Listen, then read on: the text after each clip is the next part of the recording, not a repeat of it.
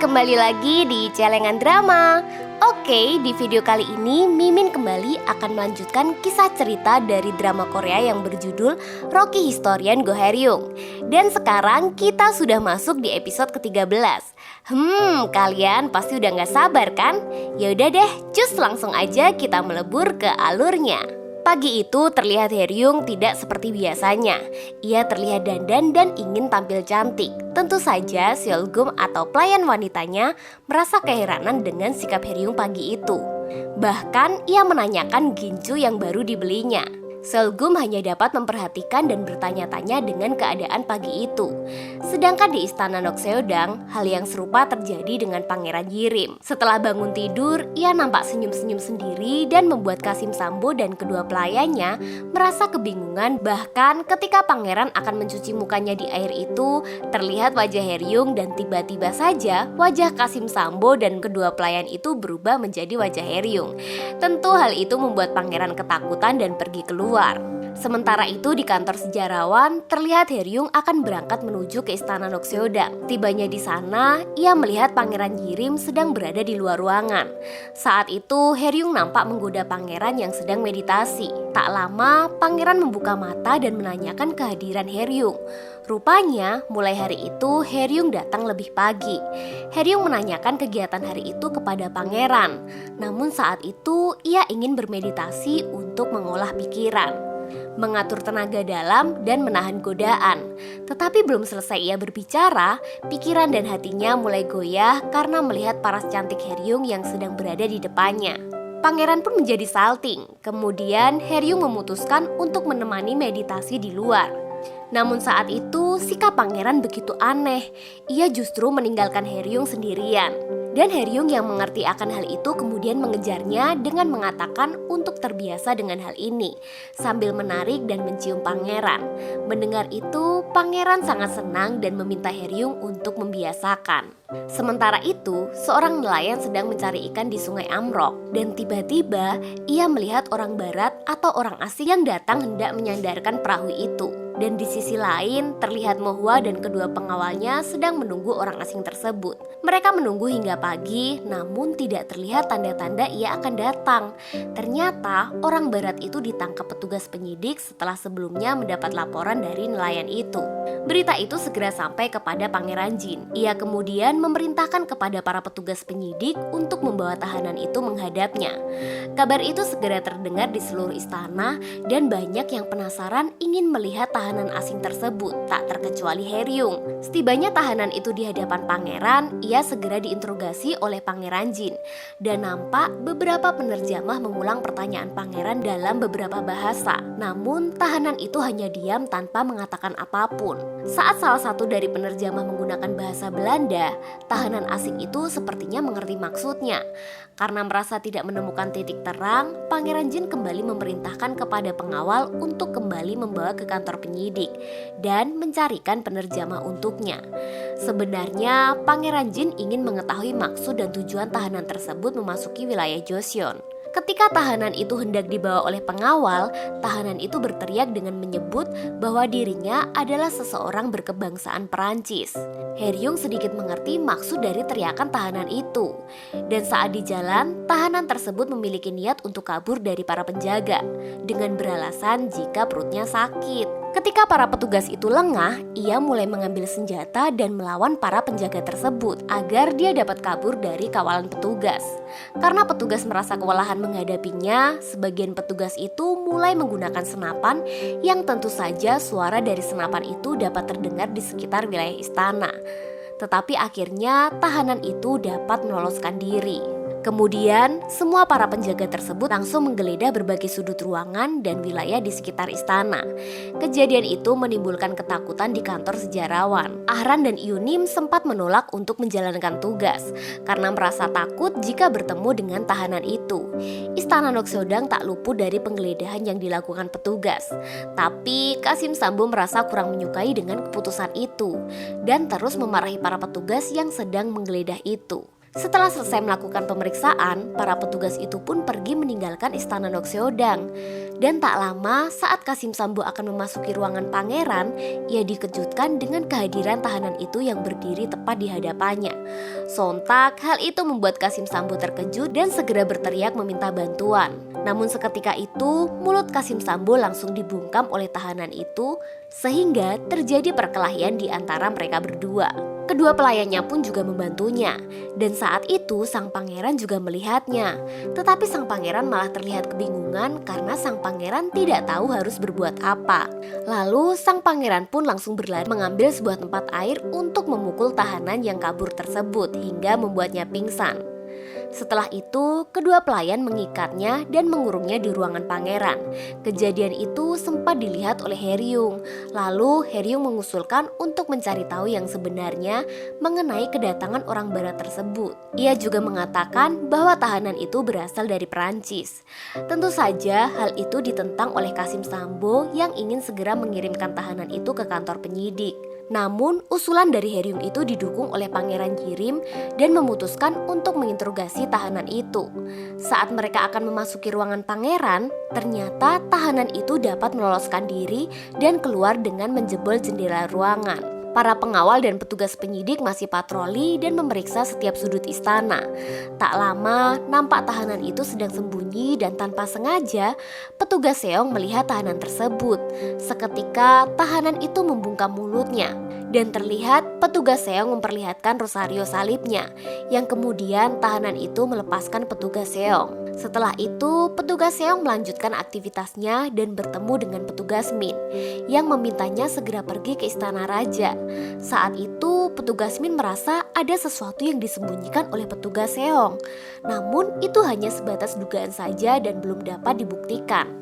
Sesampainya di istana raja, nampak mereka sedang melakukan rapat mengenai orang barat yang memasuki wilayah Joseon.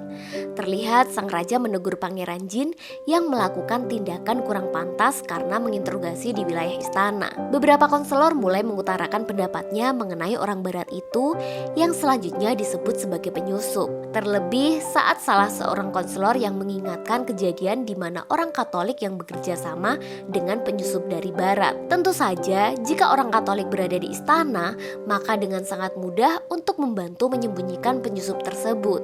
Raja yang mendengar usulan itu segera memerintahkan penjaga istana untuk menyapu bersih orang Katolik di istana, serta menggeledah seluruh pejabat dan pegawai istana tanpa terkecuali. Mendengar hal itu, petugas Seong terlihat gelisah dan memperlihatkan sikap yang was-was. Petugas Min yang sedari awal sudah mencurigainya sedikit demi sedikit mulai mengetahui maksud sikapnya itu. Pemeriksaan diawali dengan para pelayan dan para Qasim, yang dimana banyak yang tertangkap di antara mereka dan selanjutnya dibawa ke kantor penyidik. Saat itu kediaman Ibu Suri tak luput dari penggeledahan. Namun ketika penjaga mulai memasuki kediaman Ibu Suri, mereka dihadang oleh pelayan wanita Choi yang jelas-jelas melarang penjaga memasuki area di mana Ibu Suri tinggal. Sempat terjadi perdebatan di antara keduanya. Kemudian Ibu Suri sendiri yang turun tangan untuk menghentikan para penjaga tersebut. Ia mengatakan sebelum menggeledah istana, terlebih dahulu untuk menggeledah dirinya. Dengan nada yang cukup tinggi, Ibu Suri memerintahkan agar mereka segera pergi dari istana Ibu Suri. Para penjaga istana kemudian mengurungkan niatnya untuk menggeledah istana tersebut. Rupanya, Ibu Suri sedang melakukan pertemuan dengan Mo Hwa membahas mengenai orang Perancis tersebut. Orang itu salah satu kolega dari Mo Hwa yang ingin datang ke Joseon karena urusan tertentu.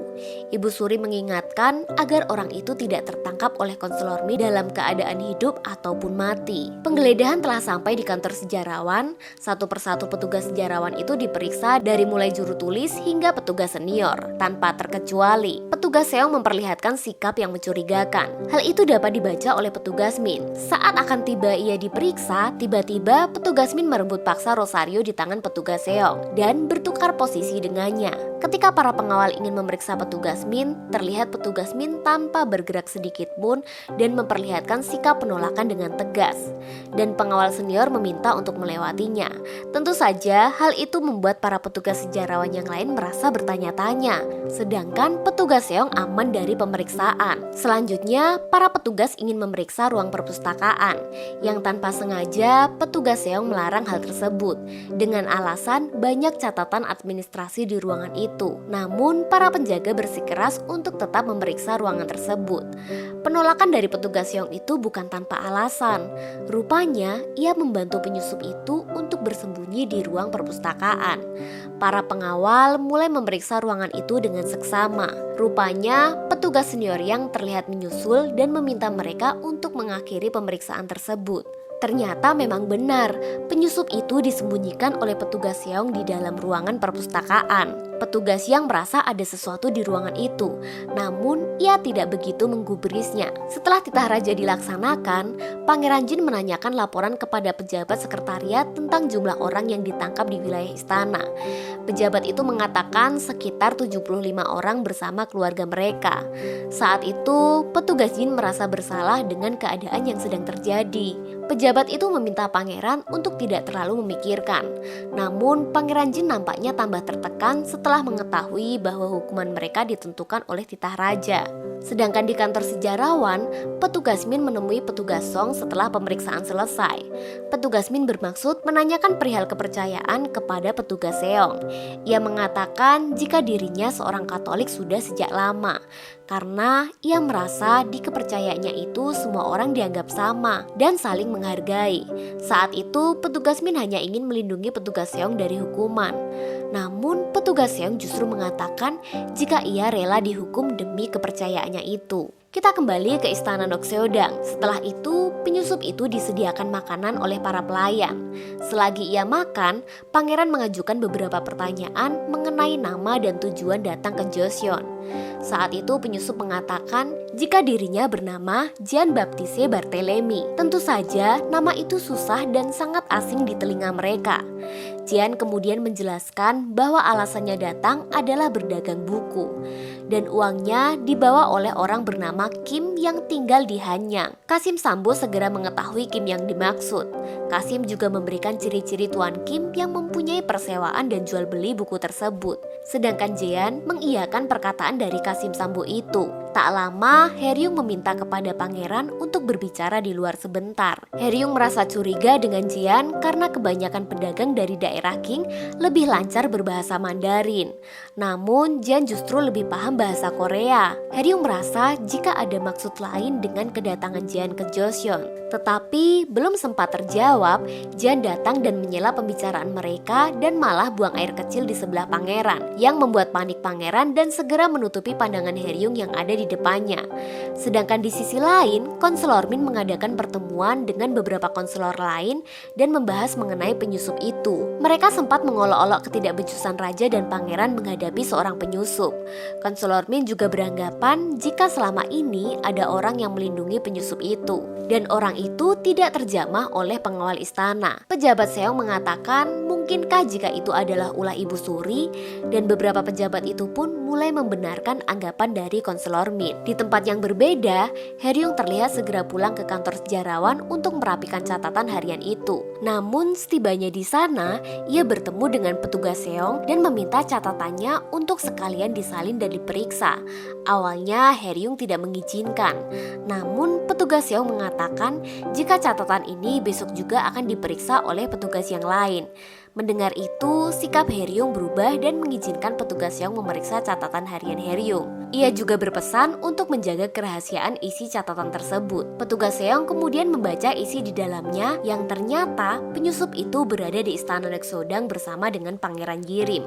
Hal itu tentu saja membuat petugas Seong terkaget dan Haeryung memberikan kode untuk tetap merahasiakannya. Sementara itu, Pangeran Yirim terus mengingat ucapan Haeryung yang sangat mengkhawatirkannya. Tak lama, ia keluar dan melihat Jean yang tertidur di luar.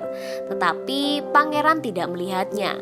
Saat itu, ternyata Jean sedang di bawah membaca surat. Namun, ia terlihat menyembunyikannya ketika pangeran datang. Pangeran sekedar mengingatkan jika Jean adalah buronan dan jangan sampai terlihat pengawal istana. Pangeran juga menanyakan keadaan seputar negara Jean, dan mereka berdua nampak bertukar pengalaman dari negara masing-masing. Di akhir pertanyaan pertanyaan, Jian menanyakan tempat Fajar menyingsing. Pangeran Yirim nampak bingung dibuatnya, sedangkan Jian justru terlihat menutupi sesuatu. Pangeran menjadi sedikit curiga dengan pertanyaan itu. Malam telah larut dan terlihat Haeryung sedang dalam perjalanan pulang ke rumah.